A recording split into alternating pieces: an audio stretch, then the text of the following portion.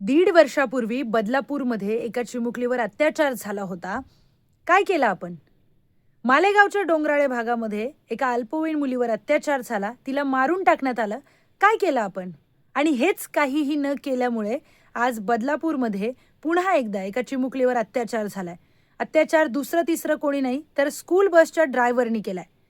आणि विशेष म्हणजे जेव्हा आई-वडील शाळेमध्ये जाब विचारायला गेले, तेव्हा शाळेच्या जे मुख्याध्यापिका आहेत, त्यांनी त्या स्कूल बस ड्रायव्हरची बाजू घेतली आणि त्यामुळेच वैतागून पोलीस स्टेशनला थेट हे पालक गेले. त्यांनी तिथे कंप्लेंट नोंदवली आणि त्यानंतरच्या या सगळ्या घडामोडी. मुद्दा हा नाहीच आहे.